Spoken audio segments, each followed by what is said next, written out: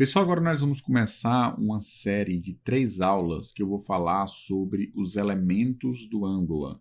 São elementos extremamente importantes dentro do framework que vão te ajudar a desenvolver a sua aplicação. Eu vou falar um pouco de quais são esses elementos e como é que eu vou dividir essas 3 aulas.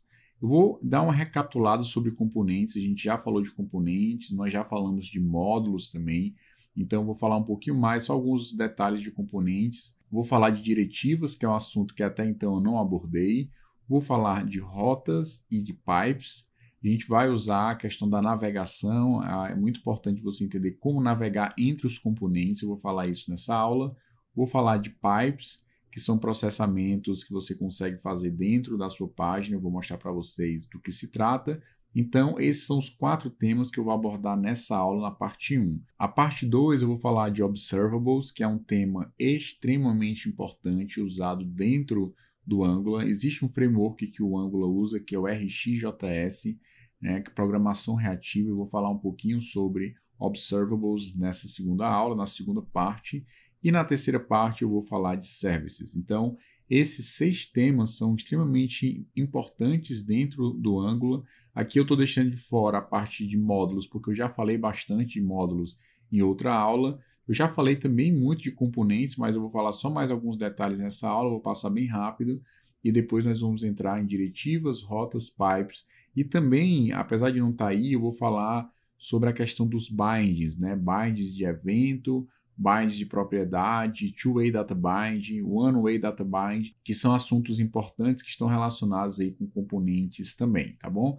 Então é isso para essa primeira aula, são esses 4 primeiros temas, a segunda parte Observables e a terceira parte Services. Começando com componente, a gente já tinha falado um pouco sobre componente e vale a pena falar algumas coisas, né? Eu falei para vocês que o componente ele é formado via de regra por 3 partes, HTML, CSS e TypeScript. Não necessariamente você precisa ter estilo no seu componente, pode não ter e simplesmente ter apenas o HTML e o TypeScript. E eu falei para vocês que não é obrigado ter o arquivo HTML, você também pode colocar o template dentro do arquivo TypeScript. Uma das coisas que vale a pena ressaltar aqui nessa segunda aula, já falei de componente na aula passada, estou reforçando aqui, é o fato de que existe um escopo, existe como se fosse um mundo ali dentro do componente, ou seja, o componente tem o seu próprio mundo interno, é como se fosse uma pequena aplicação. Deixa eu dar aqui um exemplo. Dentro do seu arquivo CSS, se você aplicar um estilo para um botão, você vai perceber que por mais que você não crie um seletor específico para o seu componente, aquele estilo ele será aplicado apenas dentro do componente, ou seja, por mais que você use um seletor mais genérico, ele vai aplicar o estilo dentro do componente, ou seja, ele não vai aplicar esse mesmo estilo para fora do componente. Existe um arquivo quando você quer aplicar um estilo global para a sua aplicação e os arquivos CSS dos componentes são aplicados dentro daquele componente, certo? Então, isso é uma característica que você vai perceber quando usar o Angular. Então, vamos lá. Eu quero falar um pouquinho, para começar, sobre diretivas. Existem, na verdade, 2 tipos de diretivas. Tem uma diretiva de atributo e tem uma outra diretiva que a gente vai falar daqui a pouco, que é a diretiva estrutural. Então, a diretiva de atributo, ela foca em 2 coisas. Ela foca em alterar a aparência e alterar o comportamento de um elemento, de um componente ou de uma outra diretiva. A parte de aparência diz respeito a você mexer no CSS, por exemplo. A gente vai aplicar esse exercício do CSS no nosso curso. Eu fiz bem rápido lá um exercício falando sobre isso, tá? Não estava nem planejado inicialmente, mas foi colocado dentro do projeto.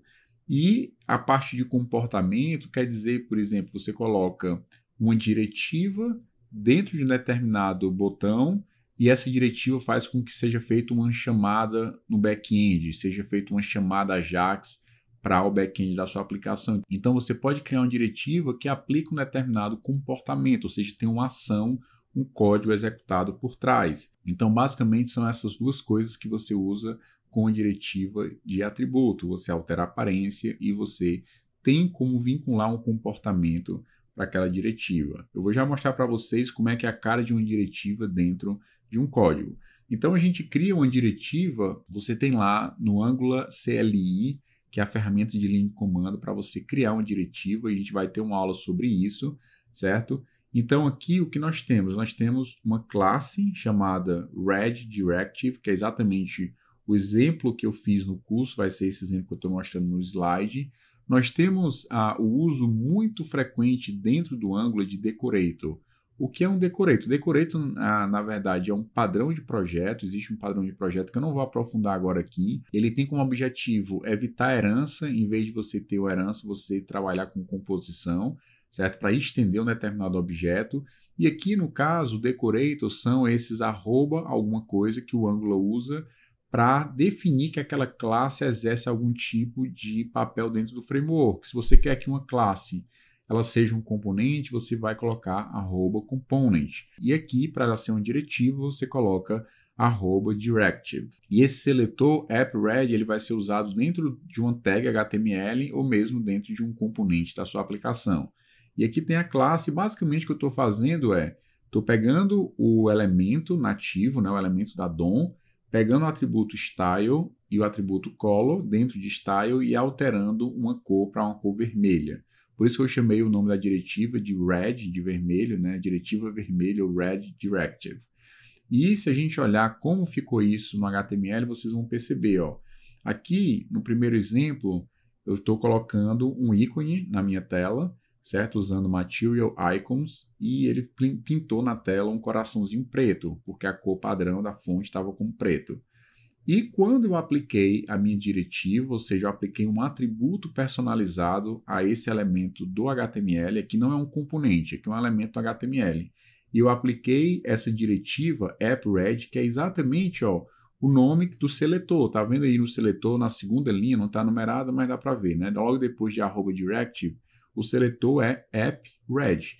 Exatamente o nome do seletor que eu vou usar como atributo na minha tag. E isso faz com que ele consiga pegar esse elemento atual, que é o elemento i, que vai pintar um ícone, e ele consiga alterar o estilo conforme eu falei, né? Uma diretiva de atributo, ela consegue tanto alterar o estilo como alterar o comportamento. Nesse caso, eu estou mostrando para vocês um exemplo de uma alteração de aparência, certo? Do estilo do elemento. Então, continuando, existe um outro tipo de diretiva que é uma diretiva estrutural. O que é uma diretiva estrutural? Ela altera a estrutura da sua página, ou seja, altera a DOM, tanto adicionando como removendo elementos da DOM. Então, no caso, a estrutura de atributo ela tem a capacidade de mexer no estilo e colocar comportamento, ou seja, está mexendo no CSS e está colocando comportamento a partir do JavaScript, via TypeScript, se você estiver usando TypeScript no projeto, certo? Mas uma hora ou outra vai virar JavaScript isso. E a diretiva de estrutura, ela mexe no HTML, mexe na estrutura, ou seja, mexe na DOM, certo? Que é a estrutura quando você define seu HTML e esse HTML é interpretado pelo browser, ele vai criar a DOM, né? Que é o Document Object Model. E aí, uma vez ele conseguindo mexer na DOM, ele vai conseguir adicionar novos elementos, remover novos elementos. Mostrando para vocês exemplos de usos de diretivas estruturais e a diferença de uma diretiva estrutural para uma diferença de atributo, visualmente é que a diretiva estrutural ela tem um asterisco na frente. Então você vai ver asterisco ngF, asterisco ng_for, ou seja, o que é que eu estou fazendo na primeira diretiva estrutural? Ele vai exibir ou não o elemento do formulário se o produto estiver definido, se o produto estiver setado. Por que ele está mexendo na estrutura? Ele está mexendo na estrutura porque ele vai ou suprimir um determinado elemento, não vai simplesmente mostrar esse elemento na DOM, ou ele vai mostrar de acordo com a expressão que eu coloquei dentro do ngF. Ou seja, eu estou fazendo uma condicional, um if, baseado em uma determinada variável. Ou seja, ele vai mostrar ao formulário se o produto estiver setado ou ele simplesmente vai remover o formulário da DOM caso o produto não esteja setado. Ou seja, por isso que ela é uma diretiva estrutural, porque ele vai mexer na DOM, vai remover um elemento caso essa expressão seja falsa. Já no caso de baixo, o que é que ele vai fazer? Ele vai acrescentar novos elementos. Eu tenho o L, que é uma lista não ordenada, com um LI. E a partir desse LI, ele vai fazer um laço for em cima dos produtos. Se tiver 10 produtos, ele vai repetir o LI 10 vezes, mostrando os nomes dos produtos.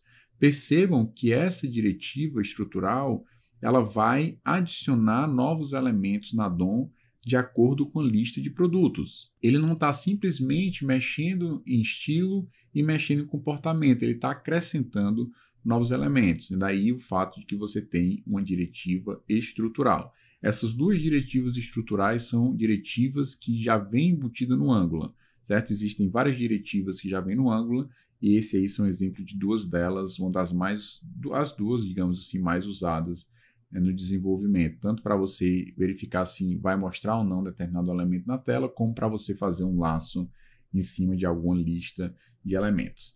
Então vamos lá. Outra coisa que também é muito importante que a gente vai usar no nosso projeto é quando você quer pegar informações que está lá no seu componente. O componente, imagina o componente como uma pequena aplicação. Como uma pequena aplicação, tem que existir comunicação entre o seu arquivo TypeScript com o seu arquivo HTML. Né? O CSS vai ser automaticamente aplicado dentro do seu HTML. Você não precisa fazer absolutamente nada. Você vai aplicar o seu estilo lá a partir dos seletores e o que tiver dentro do seu componente lá na estrutura do HTML, ele vai aplicar os seletores dentro e aplica o estilo naturalmente. Mas há necessidade de ter uma comunicação entre o seu código TypeScript e o seu código HTML, ou seja, o seu template com o seu código que representa o componente, a sua classe. E uma das formas que a gente tem de fazer essa comunicação é o Property Binding, ou o binding de atributo. Nesse caso, aqui eu criei dentro do meu componente, dentro da classe, está vendo lá, Product Read Component. E esse código aqui não é o código completo, eu peguei apenas uma parte do código para mostrar exatamente, enfatizar aquilo que eu quero. Então você tem aí um produtos, e é um array de produtos, certo? No caso do TypeScript, ele coloca como tipado. Se fosse no JavaScript, você teria simplesmente um par de colchetes. Aqui eu estou dizendo que o tipo, eu nem instanciei, na verdade, esse elemento, eu simplesmente disse que o tipo é um array de produtos. Legal. Se eu quero acessar esse array de produtos lá no meu HTML, eu preciso ter algum tipo de sintaxe para dizer que ele vai acessar a variável produtos que está dentro do meu componente, certo? Existe essa comunicação e a forma que a gente tem para usar o Property Binding é colocar um atributo, aqui eu tenho um elemento HTML table e eu simplesmente coloquei lá um atributo chamado Data Source. Esse Data Source, se eu simplesmente não colocar ele entre colchetes, ele vai interpretar que o valor é um string normal, como qualquer outra string em um atributo de uma tag HTML. Mas quando você coloca essa sintaxe especial, que é entre colchetes, data source entre colchetes, ele vai olhar para esse conteúdo que tem aí, que é um string products, dentro do HTML, e vai olhar para o componente procurando um atributo com esse mesmo nome. Aí sim ele vai pegar a lista de produtos e usar essa lista para montar, por exemplo, a sua tabela. Então, a forma que você tem de fazer essa ligação, binding quer dizer uma ligação. A forma que você tem para fazer uma ligação é usando os colchetes associados a um atributo. E ele vai fazer a ligação e ele vai pegar o nome que você colocou na propriedade lá no HTML e vai procurar uma variável com esse nome. E aí sim ele pega o valor da variável e associa a esse data source, por exemplo, que é esse atributo de table. Esse atributo de table não é um atributo que é comum ao HTML, mas que é usado dentro dos componentes que nós vamos aplicar no nosso curso, né, do Material Design. Então, o Material Design vai usar esse data source para poder renderizar a tabela usando esse componente, beleza? Mas o que eu quero focar aqui é essa ligação que existe entre a variável produto dentro do TypeScript e você acessar essa variável produto dentro da HTML. Para isso, a gente usou o binding de propriedade, né? O property binding ou o binding de atributo. Beleza? Então, essa primeira coisa, e aqui fica claro que uma vez que eu usei os colchetes, a string produto passa a apontar para a variável produto dentro do nosso componente. Legal. O próximo passo eu quero falar é o binding de evento, ou seja, como é que eu faço para ligar um evento lá do meu HTML para um método que está dentro do componente associado àquele HTML. Eu tenho que ter um componente com HTML, CSS e JavaScript e a questão é ligar um determinado evento para um método. Para fazer isso, a gente usa a sintaxe dos parênteses. Ou seja, a gente vai usar os parênteses aqui para apontar a string que a gente definiu para um método correto dentro do componente. Então, se eu não colocasse os parênteses, o Angular ele não iria fazer essa ligação, esse binding do evento clique, né? Ou seja, quando o usuário clicar nesse botão, ele vai automaticamente chamar um método dentro do componente. Então, é importantíssimo você entender essas duas possíveis sintaxes, que é a sintaxe de você fazer um binding de propriedade, um property binding, ou um binding de atributo, e o binding de evento. O de atributo, o property binding, é com colchetes, e aqui você usa os parênteses. Continuando, eu quero falar de algo também muito conhecido dentro do Angular. Desde o Angular 1 já tinha esse conceito, e agora no Angular 2 eu quero mostrar para vocês como é feito isso. É o conhecido como Two-Way Data Binding, certo? Eu quero falar sobre isso. Mas antes de chegar no Two-Way Data Binding, eu preciso falar no One-Way Data Binding, que é a forma padrão que eu acabei de mostrar para vocês a partir do Property Binding. Então vamos lá, como é que eu faço o One-Way Data Bind? O que é que significa esse unidirecional, né? O Data Bind de uma única direção? Então a ideia é o seguinte, imagine que você tem no seu HTML um input, né, de nome e lá no seu componente TypeScript você tem uma variável chamada nome. E aí eu quero mostrar para vocês aqui os códigos, nós temos o input lá no HTML e nós temos uma variável dentro do nosso componente. Certo? Nome do tipo string. Vamos supor que você coloque na variável nome o valor Rebecca. Ou seja, lá no seu componente, dentro do TypeScript, alguma coisa aconteceu que mudou o nome para Rebecca. Por conta do One-Way Data Bind, o que é que vai acontecer? Ele vai aplicar esse nome para o seu componente, no sentido do componente para o HTML, nessa direção, ou seja, do componente para HTML é feita a alteração e o componente visual passa a mostrar o nome Rebecca. Legal. Vamos supor que eu vou lá e mudo o nome Rebecca para o nome Ana, ou seja, houve uma mudança. O que é que vai acontecer agora? Ele vai mandar uma notificação e ele vai atualizar o componente para Ana. Por quê? Porque o nome da variável mudou. Então, esse é um sentido único. Note que a alteração tem um único sentido do TypeScript para o HTML. Isso eu estou usando um bind de atributo. Olha os colchetes aí que eu coloquei, né? Value, ou seja, o valor do input, eu coloquei um colchete, ele vai pegar o nome. E esse nome é exatamente o nome da variável que está dentro do meu componente, certo? Eu coloquei nome, aí fica falando muito nome, mas pode confundir. Mas a ideia é que esse nome, né, que eu coloquei aí entre aspas lá no input, é exatamente o mesmo nome da variável nome. Beleza, então vamos lá.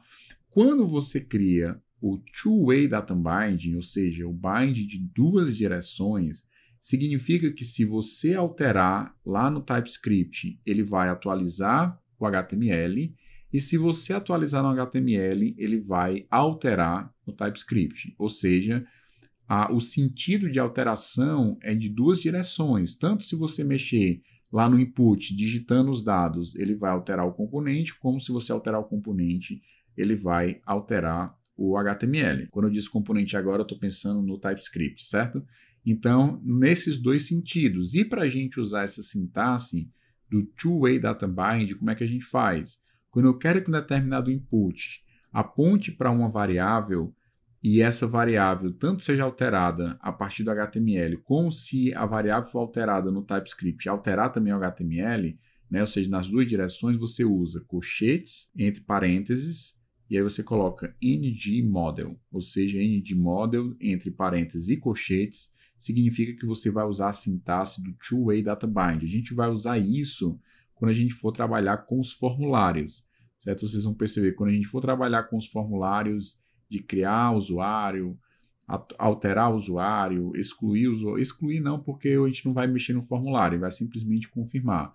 Mas tanto no de alterar como no de criar o usuário, a gente vai trabalhar com o Two-Way Data Bind, ou seja, um NG Model, para que tanto se eu alterar no HTML como se eu alterar no TypeScript, os dados vão ficar sincronizados. Legal, então a gente já falou de Property Binding, falamos de Event Binding, falamos de One-Way Data Bind, que é o Property Bind, ou seja, sempre do TypeScript para o HTML, não o contrário.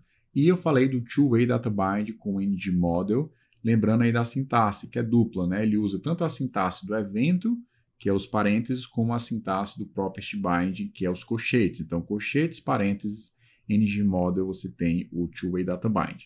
O próximo assunto que eu quero falar também, que a gente vai usar na nossa aplicação, é a parte de rotas, tá? O que é que acontece? Você tem uma série de componentes que você quer exibir ele na tela.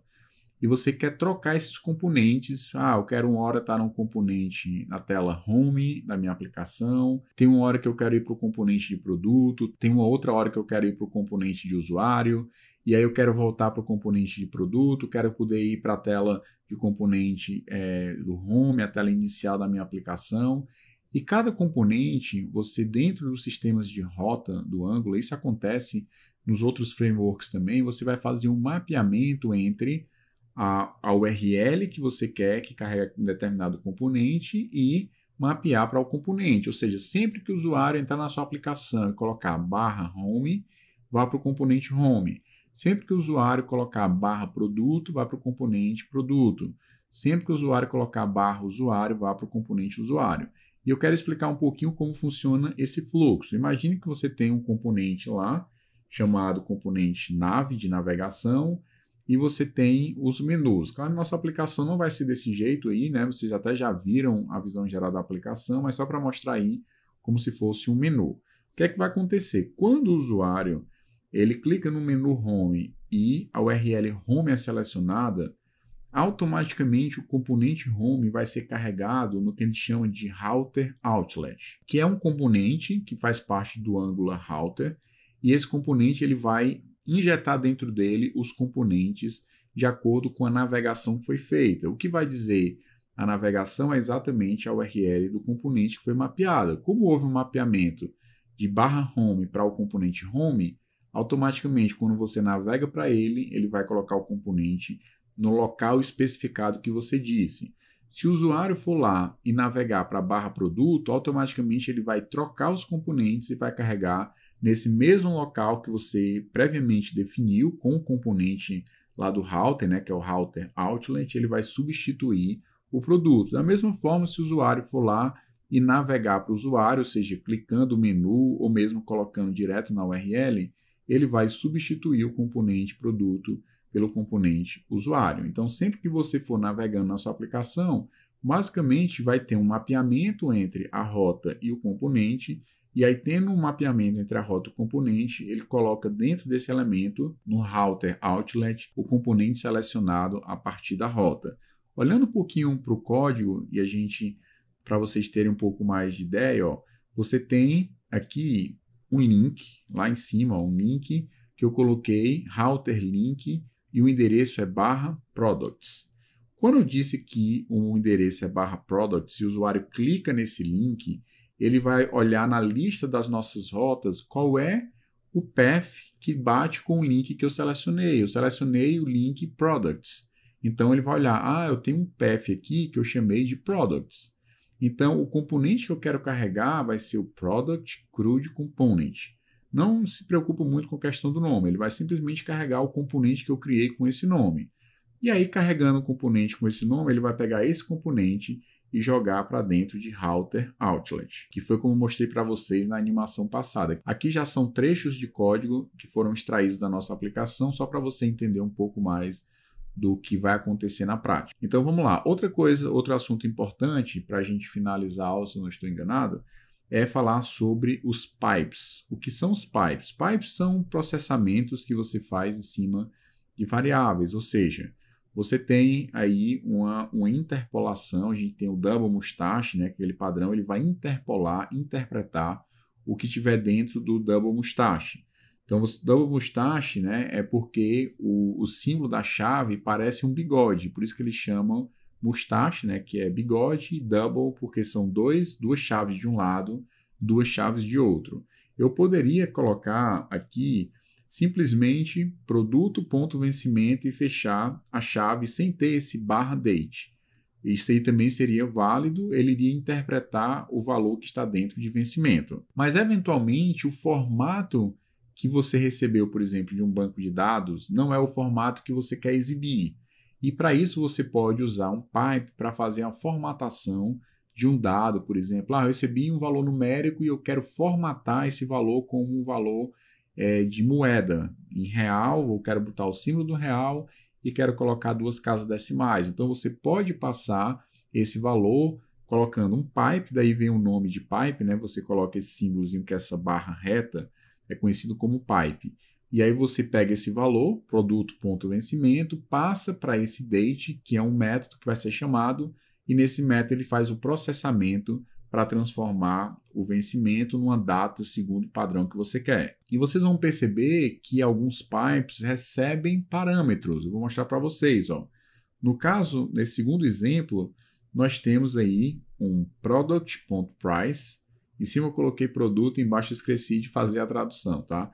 Então, product.price, ou seja, o preço do produto, e esse aqui é um exemplo real da nossa aplicação. O de cima não, o de cima foi um exemplo que eu peguei qualquer, até porque a gente não vai ter o atributo vencimento no nosso produto, mas o de baixo vai ser sim.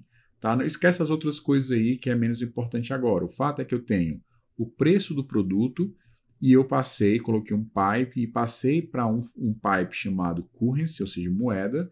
Só que para você chamar o currency, você pode passar um parâmetro. No caso, eu passei BRL, que vai ser o real, ou seja, a moeda aqui do Brasil.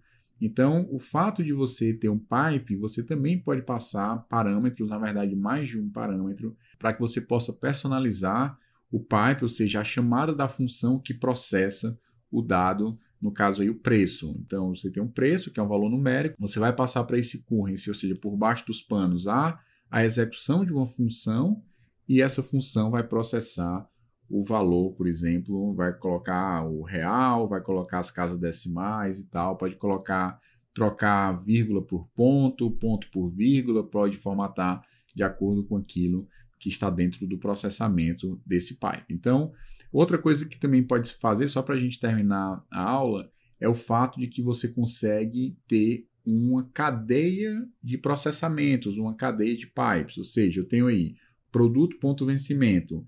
Eu chamei um date, e aí nesse caso eu passei um parâmetro dizendo que eu quero mostrar a data completa, full date, e aí depois eu chamei para ele colocar todas as letras em maiúsculos, ou seja, depois que ele processa a data de vencimento e transforma para uma data completa, eu pedi ainda para ele colocar todas as letras em maiúsculos. A gente chama isso de chaining ou encadeamento, tá? Então, se for colocar em português, seria encadeamento, mas em inglês o termo seria chaining. Então, pessoal, chegamos no final da aula, vimos muitos conceitos extremamente importantes para o Angular, e eu te espero na próxima aula para a parte 2 dessa aula de elementos do Angular, e até lá!